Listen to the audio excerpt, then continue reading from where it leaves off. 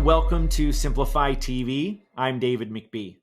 Our guest today is Daniel Alfone, author of the book How to Build a LinkedIn Profile for Business Success.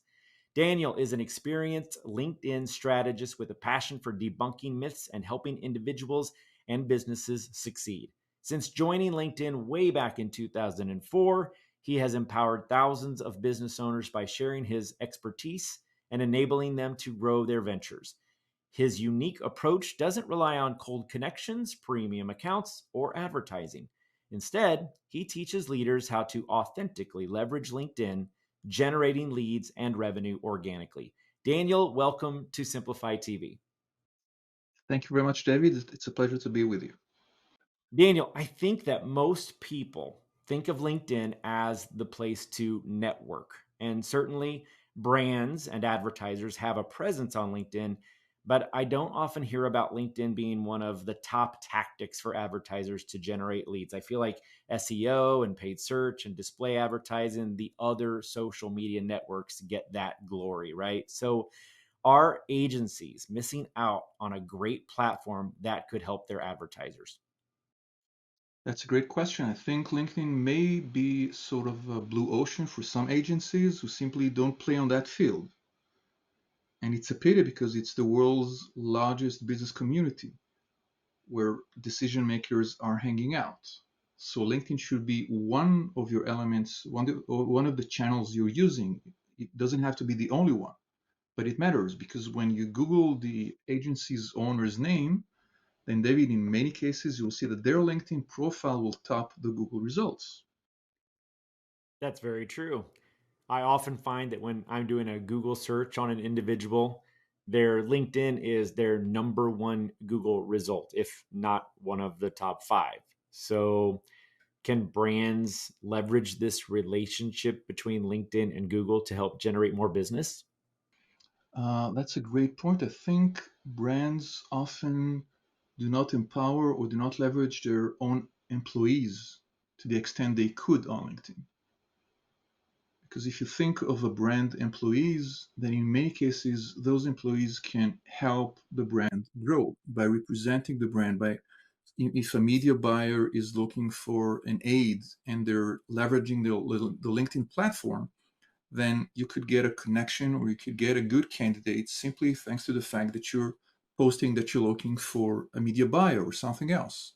So it doesn't have to be a silo. It needs to integrate with your strategy. And the easiest thing to do would be to look at your employees and to make sure that they know enough about LinkedIn to represent the brand professionally. So that's where brands are missing out. They're not empowering their employees to leverage the platform effectively. Is that what you're saying? Yes, sir. Yes, sir. It could take basic training or even awareness of the brand and helping champions or ambassadors from the agency or from the brand itself is a great way to get more exposure, more organic exposure, and better sales. So, what are a handful of tips that these employees of the brands should be implementing with their LinkedIn profiles? Excellent. So when you visit someone's profile, the first 2 seconds are basically what you see as a banner and a photo. If you look at the brand, then many employees could upload a banner representing the brand. It could be of their workplace. It could be of them speaking at an industry event. It could be anything that's related to the brand and their work within the brand. How does having conformity among the employees' LinkedIn profiles lead to more business? When you run a search, you mentioned SEO as being one of the channels every serious brand should consider. When you think of LinkedIn, billions of searches are run on the LinkedIn platform. So have you enabled your employees to use the right keywords you'd like people to find your brand for? You probably know the keywords by heart, but many business owners are forgetting that their page and their employees' profiles could also reflect the same keywords that you'd like your website to have. Like LinkedIn SEO is free and immediate because when you add terms, the next second anyone searching will find you, and they're one click closer to visiting your website and having a conversation with you. Yeah, that totally makes sense. What about paid media on LinkedIn? I know that in your introduction you talk about being authentic and not using advertising, but is there a role for paid media to impact brands on LinkedIn? Yes, I think there should be like your paid media should complement the organic use of LinkedIn. If you're only paying dollars for paid advertising on LinkedIn specifically without having anything organic, that I think that's wasting a lot of resources. For example, if you have a time sensitive event that's expensive or interesting for you, then having paid advertising on LinkedIn could make you get a lot more attendees and a lot more people to discover the event and register for it, and then it makes a good business case. Not all paid advertising is created equally, if you like, on LinkedIn. In some cases, it makes a lot more sense. And what is the biggest mistake you see individuals and brands making on LinkedIn? So to keep this under 30 seconds for people, it's not deciding whether they like to be the most connected or the best connected. So they have something like a few thousand connections, and that's not enough to get exposure.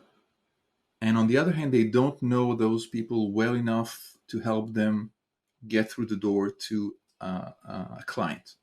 If you know 300 people on LinkedIn, then they can help you get a meaningful conversation with a client. If you have 50,000 followers, then you get a lot of exposure. But if you only have 4,000, then you miss on both counts. That's not enough exposure, it's marginal exposure, and you've lost the ability to help to get an introduction from someone you're connected with. This is for the person's perspective. From the company's perspective, um, sharing content that's related to the employees is probably one of the easiest way to get more authentic exposure to the brand. And the larger the company, the easier it is. So you probably have a champion at Simplify TV. It may be David, it may be someone else.